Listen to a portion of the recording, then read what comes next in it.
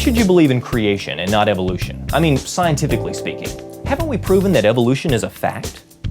Okay, evolution is a very loose term. It could refer to dozens of things, but today let's look at stellar nurseries as stars are born into existence. You see, the theory goes something like this, although I'm going to try to simplify it a little bit. When a lot of gas in space begins to contract in on itself, eventually that gas balls up and starts to form a dense, tight ball of gas called a star. Now, this happens trillions upon trillions of times until you've got a nice populated universe.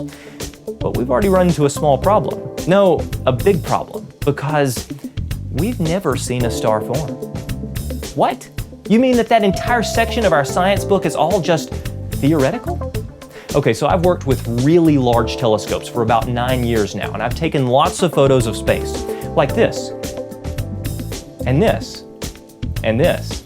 And I've even caught a star going supernova.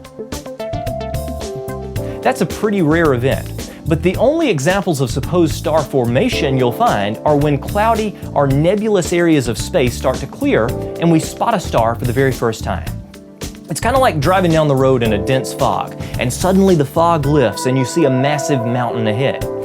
The mountain didn't magically form in the last 10 minutes. It was just revealed when the fog dissipated. The evolutionary problem gets a lot worse. Gas in a vacuum expands. That means that gases are going to always be on the move away from each other. They'll never compress and form a star.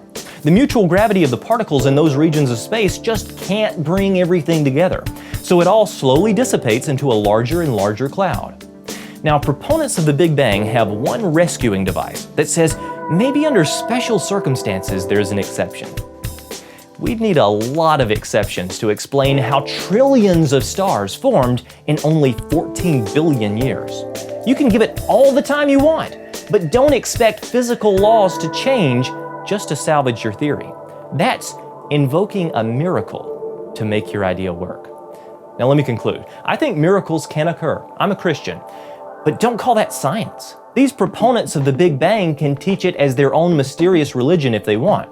But if you're following the scientific evidence, let's stick to the facts and leave stellar evolution out of the picture. Just one more scientific reason that you shouldn't believe in cosmic evolution. It takes a lot of faith.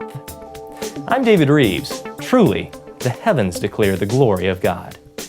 To learn more about these topics, be sure to tune in to TBN each week for my TV show Creation in the 21st Century, where I interview PhD scientists and we learn about new discoveries in science.